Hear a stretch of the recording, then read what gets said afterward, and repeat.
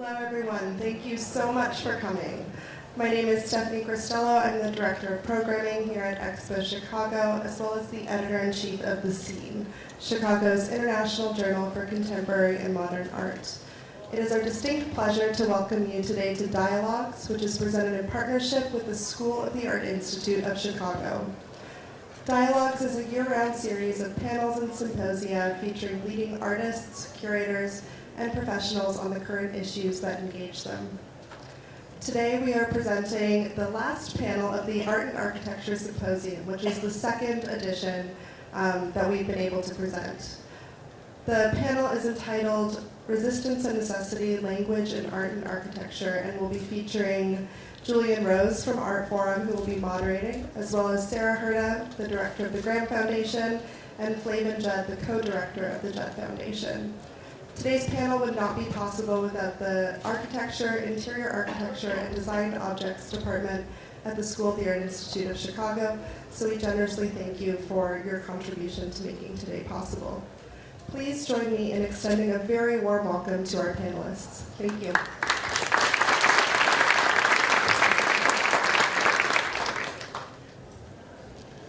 Okay, thank you very much to EXPO for having us, and it's exciting to see art and architecture presented together in this context. My first question for the two panelists is to start to maybe really talk specifically about how useful language is as a model for understanding the relationship between art and architecture. I mean, I think we know they're commonly discussed in terms of language, either sharing a common language, maybe one borrowing a language for the other, or even they're posited as distinct based on using two separate languages. I think you're both sort of uniquely well positioned to talk about this. Sarah at the Graham Foundation, you obviously support both art and architecture and a lot of practices that are kind of hybrid. Flavin, obviously Judd, who's working in between art, design, sculpture, and architecture. So the first question is really, is there a common language between the two fields? And or is it even a useful model to start discussing the relationship? It was the first part of that also, though, the role of writing in each of the disciplines separately, because I would just maybe, I don't know that people necessarily always think of writing as being an incredibly important part of architecture. We actually have the editor of an incredible series, Writing in Architecture, here in the audience, Cynthia Davidson. I mean, it is a place in, where ideas get worked out, where concepts, theories, manifestos, criticism, etc. So I think it is an essential part of architecture, the discipline, and culture. I think that's true, and I'd be curious, Flavin, what you think. I mean, Judd, to me, is one of maybe the first of a generation of artists that really define their practice in part through writing. Obviously, him, and then I think of Smithson, someone like Dan Graham. Well, for Don, writing was the thinking, and in a certain way the critique and the destruction, breaking down of ideas and figuring out the ideas themselves. But when you're making something in three-dimensional space, art or architecture, you get rid of the critique and you're using the result of that, so it's the making of something. So while it informs the two processes, it's definitely separate because you're using almost different parts of your brain, and it's before both. I would say in architecture, though, it's also, I mean, if you think architecture is only a building, which I think people that's maybe many people think that, but it's a discipline, and it's a set of ideas, and so I think that writing can have the same weight as a building. I think that's true, and maybe in some ways architects are at a disadvantage because I think there's a general understanding that art practice is kind of more open-ended thing, and it's true architects get pigeonholed as people who just make buildings, maybe. I mean, Flavin, I definitely take your point that it's a sort of different mode of thought, but I'm wondering then if, say we're talking less literally about language writing and, language in, say, sculpture. I mean, it does seem like in Judd's work you could see a kind of let's say common geometry or common structure. I don't know what, if we're not using language, obviously it's not totally clear what term to use, but you can obviously see commonalities, I would think, between the way space is it all treated. has a syntax, if you want. Sure, that's a good, or grammar, right, okay. Or a grammar or a system. But yeah, they're different systems, just like math and language are different systems, but do similar things. So, but when you're really exploring something, you use everything you have. So that's, language is going to come there. Could you tell us a little bit about the working process? Say working on a sculpture, writing an essay, designing a table. Was it very fluid or? Well, in Don's case, he went back and forth. when I was a kid, I'd see him just sitting at a table doing nothing, and I'd say, well, let's go do X, Y, or Z. And no, I'm working. And he wouldn't be doing anything, so I was like, okay, you're working. So, it can be anything. And in his case, I think the term minimalism was a term invented by the people who didn't like his work, so which is one of the reasons he never used it. And also, it's a catch-all for a lot of diverse work by diverse people, and so it doesn't make sense. But one thing he was doing was trying to come up with something from the ground up, without preconceived notions, without carrying the European history of representation. And when he did that in the art, it results in works like that. And very early with the building in New York in Spring Street, he was faced with what to do with architecture. And while they're separate and distinct things, for Don, it was similar in that you didn't want to ruin the building and its history by what you're adding to it. You just want to improve it if you can and if you have to. So in both cases, he's going absolutely to the most basic level and building up using what is there.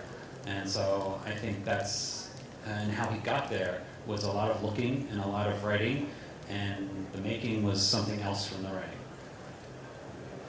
Well, it's interesting. I'd be curious, Sarah, what you think about language specifically in architecture, because I think there are probably some practitioners that use that kind of syntactical, grammatical approach, but then we also know that postmodernism in architecture became really about language in a very literal, symbolic way. And something I noticed at this edition of the biennial is that it seems like there is a younger generation of architects that's kind of returning to that sense of language.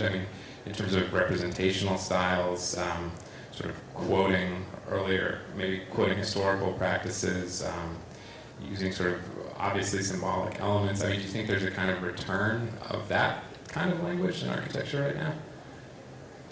I'm not sure I would necessarily call it a return, but I think that there's a lot of people in the biennial that are certainly sort of grappling with history and maybe a more recent, you could say it's a more recent history, but then you look at the work of a firm like Curator in Mexico City and they're interested in pyramids. So, it's not, you want to kind of categorize it as postmodern, but I think that there's a range, there are a range of ways in which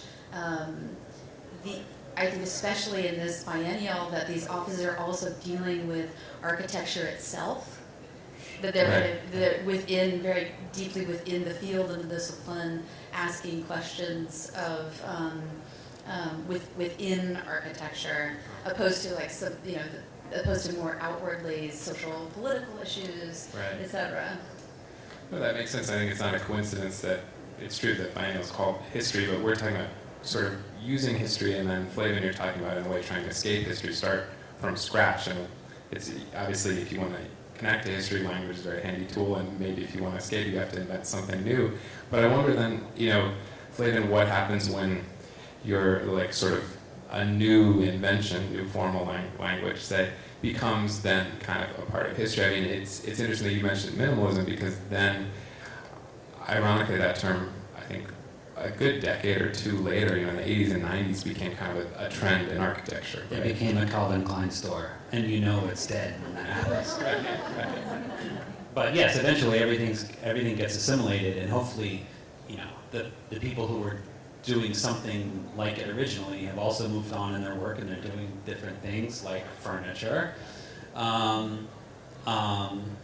the culture will suck up absolutely anything it can monetize, including the work of individual artists. So, and the good thing is that younger artists and architects will take it in and recycle parts of it and use it, and hopefully do something similar and just as strong as the original thing, and hopefully not use it in the sense that just recycles it and debases it, or just does it twice or something. I think the same way that you're saying, Judd rejected being labeled a minimalist, or minimalism, that especially this young generation of architects that are getting sort of cast as the new postmodernists, they completely reject it. And maybe that's, I think it would be true of the original cast of characters that were also, were also labeled postmodernists. Well, I'd be curious where you think it's coming from, because I've had a sort of similar train of thought where I think, there can be a good case made that some of the original practitioners, it was a kind of commercial endeavor. It was that sort of Venturi's whole thing about the, interested in commercial architecture, the strip mall and everything. There's an expediency to it, but obviously these are sort of young practices that are really trying to, position themselves as kind of on the cutting edge of the discipline. So it's not a commercial thing, but I can't quite tell where it's coming from. I think a lot of it is also like a search for a narrative, and working within, again, the discipline, and it's not, it's in contrast to the kind of formal invention that was like the generation before them, the kind of computer-driven modeling, etc. And it's maybe, and it's hard to, I wouldn't characterize it as a return to something, because I think that also, they are doing, it is new. I think that people, and I think we see this also in the biennial. There was an interesting conversation yesterday in which people were really grappling with how does history function in architecture? Is it a toolbox? Is it a method? Is it, and there was no sort of conclusion. So I think that within the work there are still a lot of very diverse approaches and perspectives, and not like one kind of dominant ism operating within that group. Yeah, Flavin, I completely sympathize with the idea of the kind of minimalism as lifestyle, and you're totally right, but I think to play devil's advocate in terms of this kind of intergenerational exchange, sometimes I think that there were practices who interestingly used a kind of, or were inspired by minimalism to really turn against actually sort of symbolic postmodernism. There was a kind of appeal of that simplicity, that whether we're talking about sort of deconstruction or historicism, there were these very kind of complex, kind of maybe arguably overwrought styles in architecture that then minimalism became very productive for. Overwrought is a good term for architectural styles, yes. I don't know, I'm outside of this. To me, from what I see, all of our projects are really long. When we restored the building in Spring Street, it was a 10-year project. Who knows how many architectural styles came in and out in that time? I don't pay attention. But so to me, it's a very slow process, and dealing with these things is very slow. But I think the great thing about architecture is that it's unlike art. It's directly connected to the ground. It's directly connected to the actual of life of the earth, and that is where the answers are. I don't think it's in the culture, which is the other side of the equation, which is arbitrary and made and produced, because that's constantly changing and it requires a change all the time. So I think the interesting thing about architecture is its groundedness, and not like the response to history like that, which just becomes a cookie cutter style over and over and over again. It goes in and it goes out, goes in, goes out. And you can see that when in Marfa, where Don is trying to deal with the houses in a way that keeps the good parts, gets rid of the kind of parts that don't make sense or are not useful, and is using the buildings in a way that don't violate the land that they're on. So it's a very concrete way of dealing with it. I think that describes a very specific and kind of architecture, because architecture really does operate in the cultural realm. I think it is a cultural practice, and what the Venturis or Venturi and Denise Scott Brown, really looking at the kind of reality of the built environment. I mean that it's not, what portion of buildings are actually built by architects. I mean that's very small. that yeah. in fact it is completely driven by commercial interests. I mean, it's the kind of architecture that maybe that Imagine you're talking about now seems to represent such a verified part of architectural production. Well, then my follow-up question for both of you would be,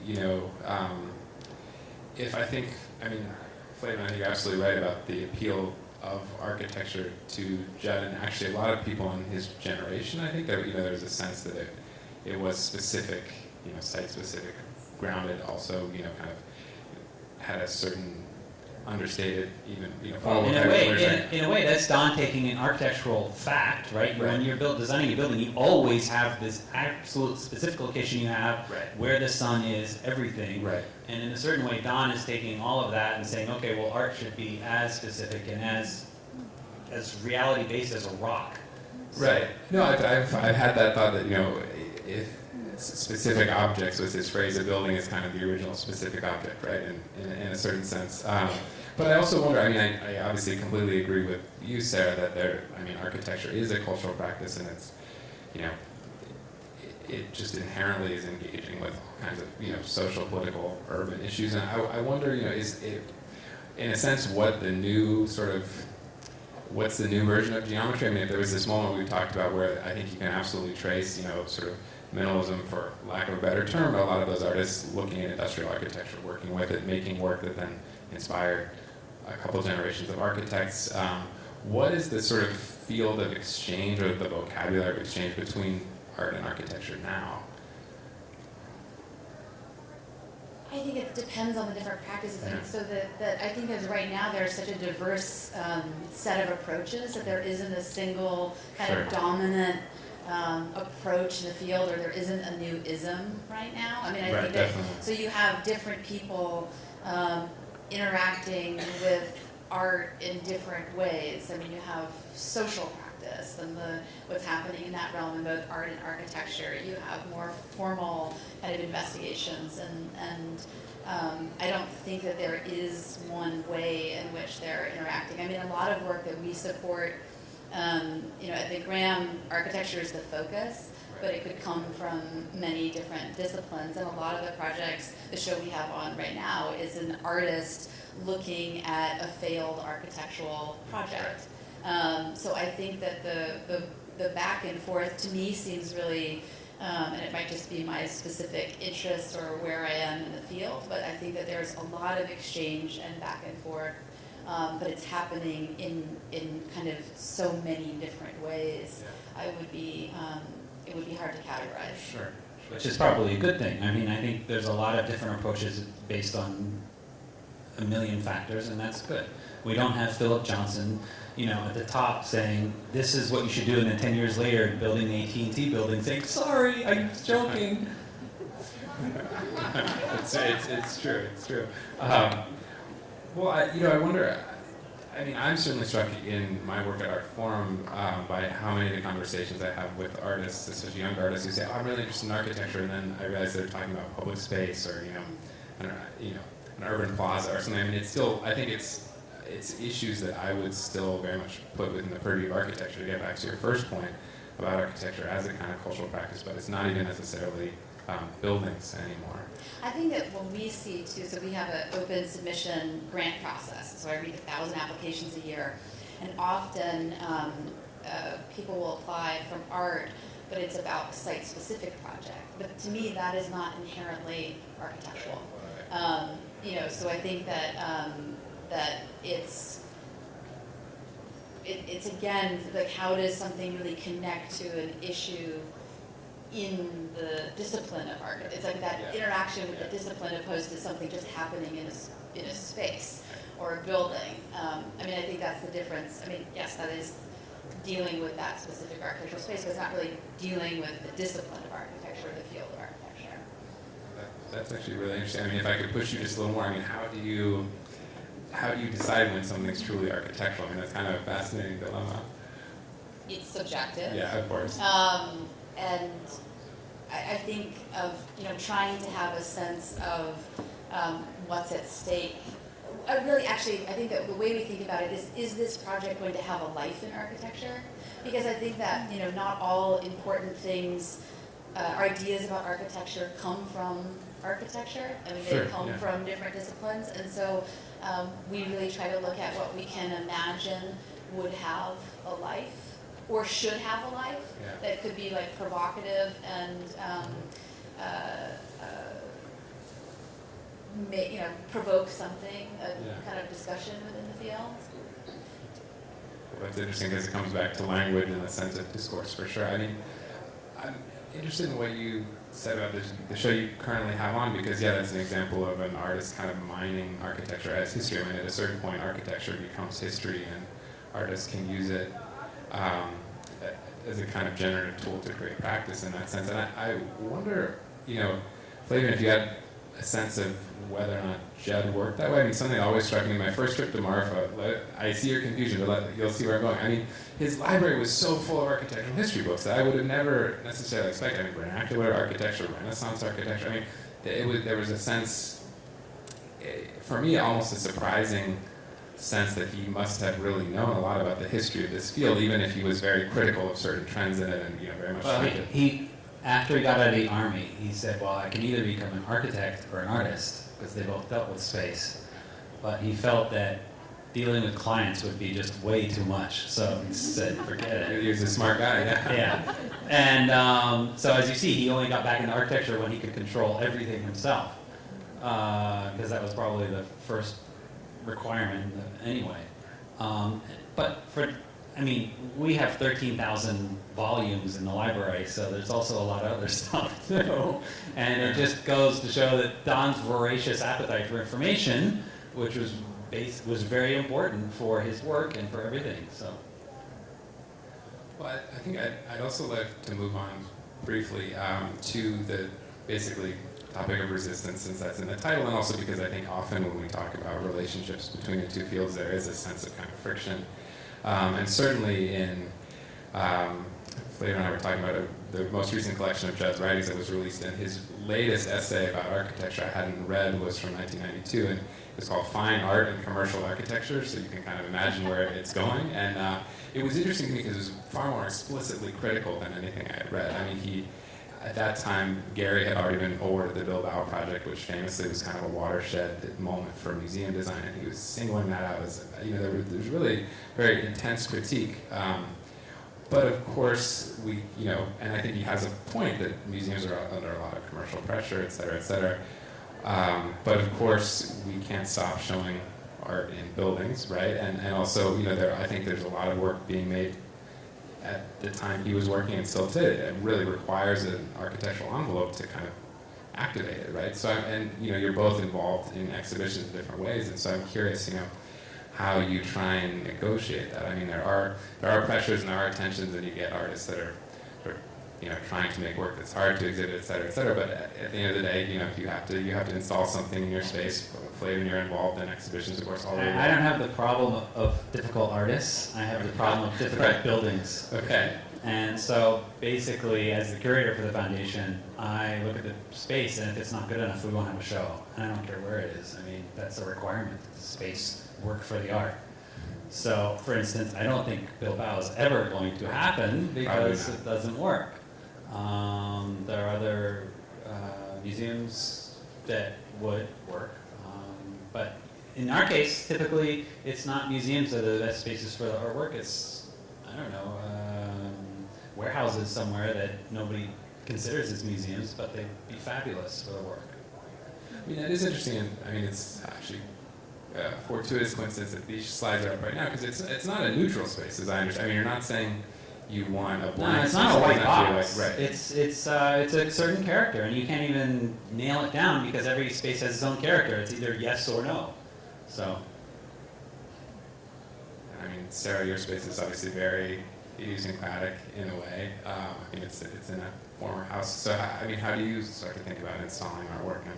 I mean, I think that's for us. It's always. I mean, we work mostly, almost exclusively with living artists or architects, and so it also has to do with how that person feels about being in that space. And we realize that someone may come and see it and be allergic to it and not want to be in that space. But I mean, I think every space has,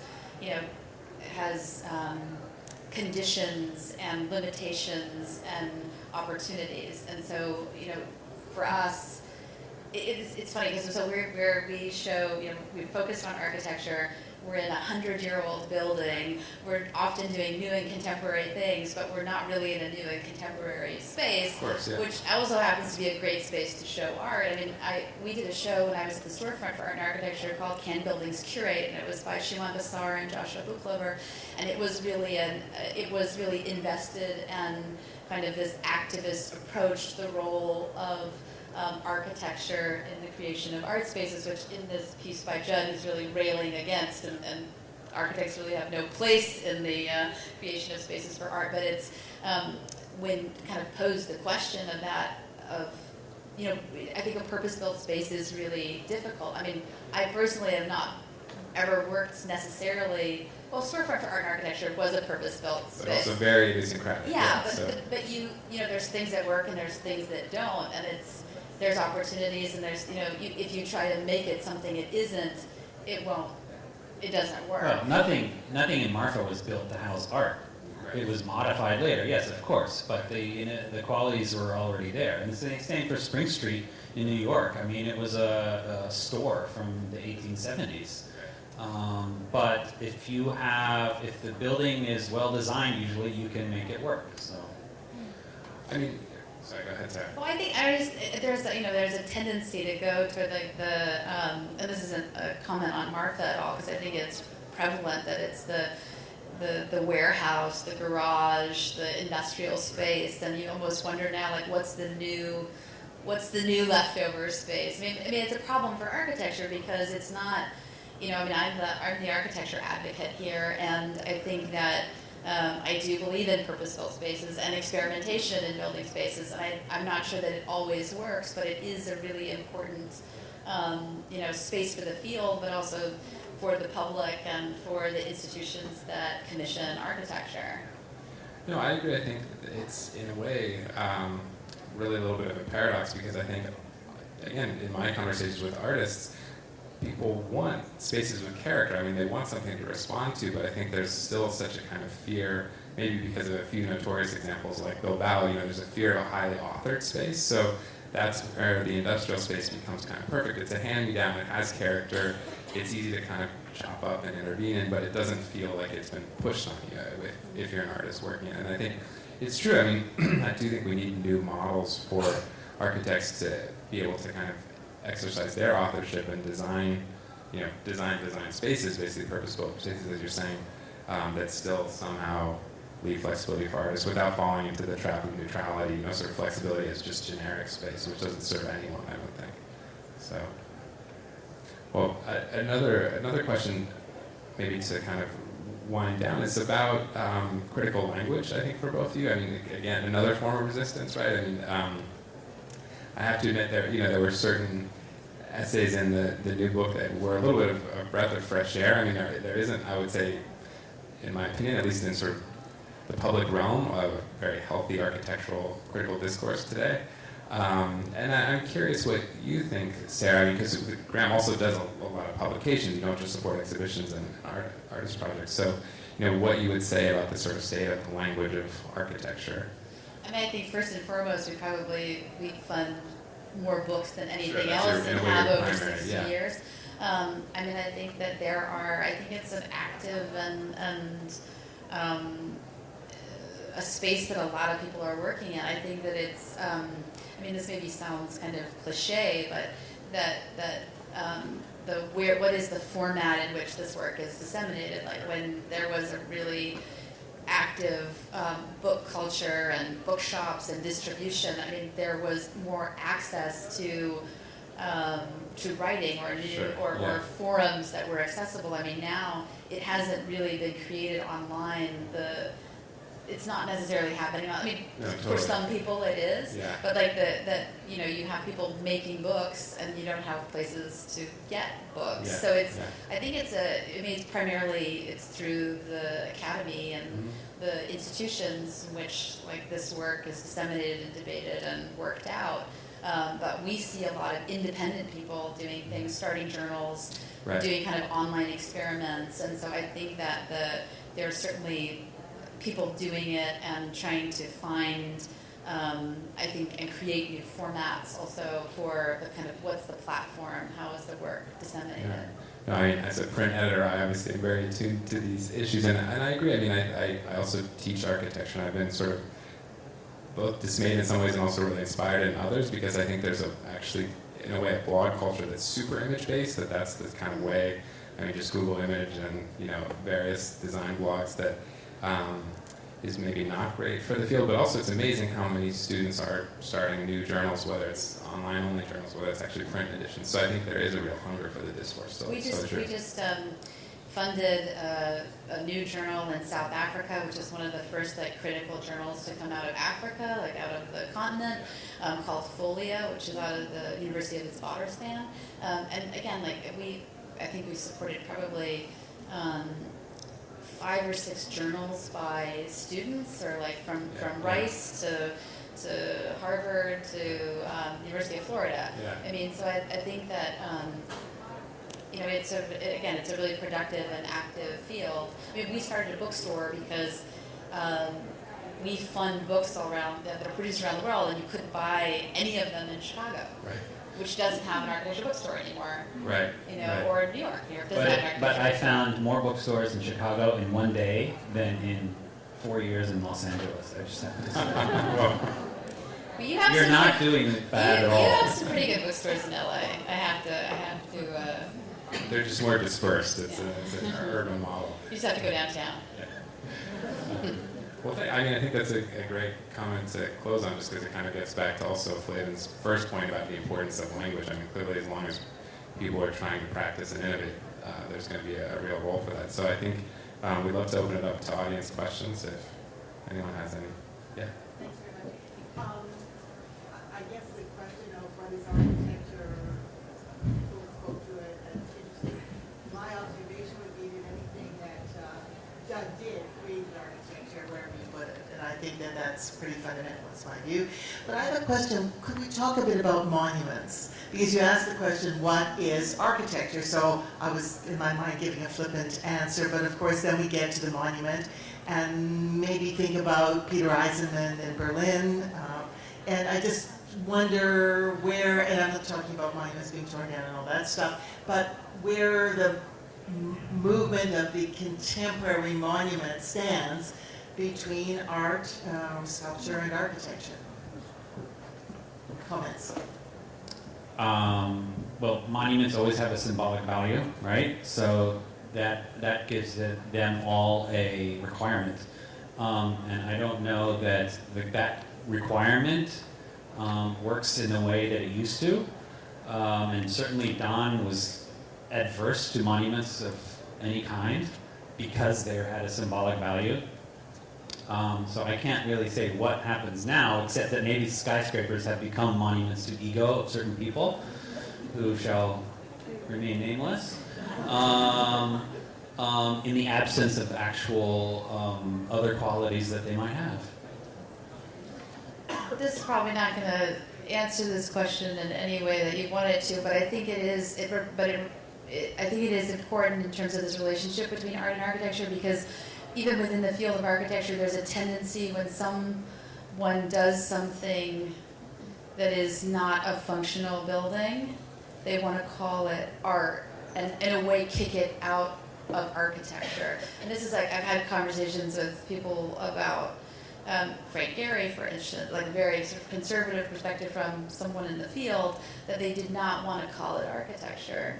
And I think that that's, you have to deal with it in your discipline, that it's still architecture. So, you know, the Holocaust Memorial in Berlin by Eisenman is architecture. It's not a fine art project. Would it have been if instead of Richard Serra dropping out, Eisenman had dropped out? I think it would have been art. Okay. Well, I mean, I don't know. That's maybe the Berlin project is overly complicated because of that collaboration. But I think that there is a tendency that to when I mean, I think architects also do work that is experimental, that is not yet or no intention of being a functional building, Sure. and it's still architecture. I don't think it matters. It doesn't have a life within the kind of discipline of art necessarily. I don't know. I think there's like the park in Paris, Parc de Villette, which they're like stairs to nowhere, but they're fine. You know, they're not monuments. I mean, if anything, I would say that I think this gets to the kind of cultural role of the two fields, and that maybe the monument is becoming more of an architectural problem, because my understanding, I mean, Cynthia knows if she's actually in the audience, obviously, but that Sarah dropped out because there was an interpretive center that had to be incorporated into that program, and I think of monuments, you know, if the sort of classical monument is really just about placemaking, you can use a sculpture, you can drop it in a plaza, and that's your monument. Now it's really about interpretation, contextualization, and sort of monumentalizing a kind of experience, and that's something that architecture is sort of poised to do. So,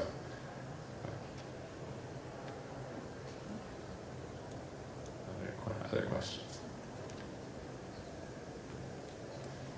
How do you feel about, I mean, just kind of returning to like the building blocks of language, specific words, like sustainability or green or urban? How do you feel that those either engage and kind of activate or hinder and inhibit more critical perspectives and discourse to be taken with architectural practice? I think they're really problematic because I think they become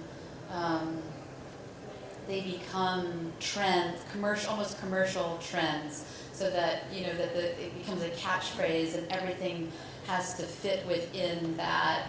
It has to demonstrate that it's sustainable, or it has to demonstrate that it's a placemaking project, opposed to being kind of evaluated on other terms, and it becomes something you can buy in a way that that like LEED certification or something, that it's something that you get certain technology and then you qualify, but I think it's difficult too, because it then becomes something that clients want to achieve. So architects, I think, have to work within that language to satisfy that need to be X, Y, or Z, and make the project that they think is the best project and appropriate.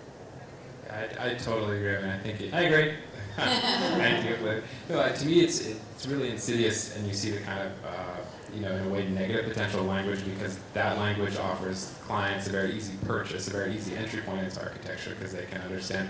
They may not understand all the plans, but they know what green means, and then it also encourages the sort of, I think, development of a corresponding visual language, where you get sort of these symbolic gestures that are about quote-unquote sustainability, but may have nothing to do with energy use. I mean, green walls are like a, sort of a pet peeve of mine, but it was funny in anyone who's from New York, the Bank of America building, which first LEED Platinum, I think, skyscraper in New York, had green walls everywhere, and then turned out to actually, once they finally did the energy analysis, use as much power as the Empire State Building, because it's a bank building and they were leaving the computers on all the trading floors on all the time. So you could put green walls everywhere and it didn't really matter. And I think that's, to me, I just think that's a very paradigmatic case of that problem. So. How do you label the new style of architecture? Are there any criteria or anything goes the most outrageous? How do you label the whole? You hear that in our Artforum, architecture. Yeah, I mean, I think you really can't you can't label a current style. I mean, I think that's definitely something that is true of the moment we live in, and I think you can see it at the current biennial. I mean, I think the best you could start to do is sort of probably articulate some common concerns, and then maybe even within that you could break it down further with architects dealing with those concerns in different ways. I mean, I do think history is one, and so I think it's no coincidence it's called history. I think there's a sense that the discipline is kind of maybe no longer so sure as it was maybe in a modern era, that things were moving forward, that progress was inevitable and steady. So there's a sense of sort of trying to look back and I think take stock. I mean, certainly ecology is a huge one. As much as we hate maybe sustainability, I mean that's a huge issue. So I think there are some I think there's still kind of disciplinary topics that are urgent that you could identify, but I don't think you could talk about a coherent stylistic response at all.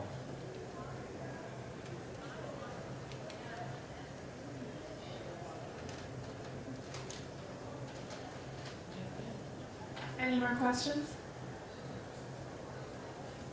I have a question. You talked about specificity in language, the idea of specific objects. And I just wondered if you could talk a little bit more about specific objects in terms of, the topic at hand, resistance and necessity. What was Don really trying to assemble when kind of pinpointing that his work had to be defined like that? He kind of regretted the phrase because it became a phrase. And what he was just trying to figure out the work of that time of 62, 63, and he was talking about other people's work. He wasn't talking about his work, first of all. And he was talking about Oldenburg and Kusama and these people who were in between both painting and sculpture and were not quite either. And for Don, that meant making things that simply met his requirements. Because when he was doing paintings, they didn't meet his requirements. They were too flat. They were presenting themselves as something. And again, Don was almost like a frustrated scientist. He was trying to make art that existed as the rocks on the seashore, really that tangible. And in order to do that, he had to get rid of the paintings. So while he was figuring out his own work, as a critic, he was using other people's work to figure out his work. And the article, Specific Objects, and the title, were his way of looking at other people's work as he was figuring his work out. So obviously, when Oldenburg does sausages, doesn't look like a Judd, but it's Oldenburg being as Oldenburg can be. And that's the great part. When Kusama is doing her work, nobody's doing work like Kusama, and that's why it's good, and that's why it's really great. And so all the people that he liked were very extreme and radical in the work they were doing. And that's almost the only requirement.